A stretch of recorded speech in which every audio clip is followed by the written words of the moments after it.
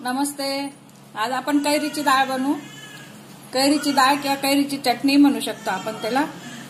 मी 1 वाटी चना डाळ भिजून घेतली, अर्धी वाटी भिजवली, त्याची 1 वाटी झाली भिजून. 3 ते 4 तास भिजून घ्यायची. कैरी अर्धी कैरी वापरणार आहे, ती किसून घ्यायची आपल्याला.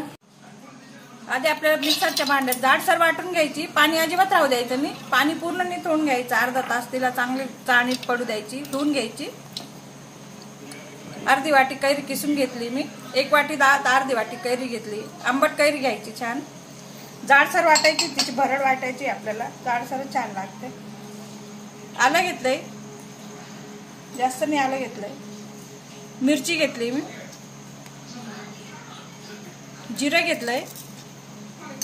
मीठ घेते 1 चमचा, तुमच्या चवीनुसार घेऊ शकता. याची आपण जाडसर भरड करून घेणार आहोत. डाळ जाडसर वाटून घेतली मी. फोडणी करायची आता आपल्याला. तेल ठेवलंय मी. फोडणी करून घ्यायची आपल्याला डाळला. मोहरी घातली मी. 1 अर्धा चमचा, छोटा चमचा हिंग घालते.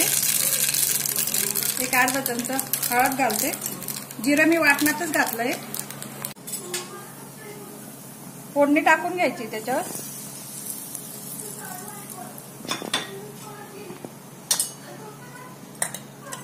कोथिंबीर घालते मी.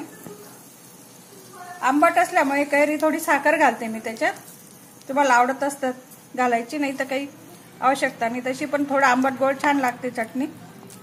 ही चटणी आपण पराठे, डोसे, इडली किंवा नुसती छान लागते.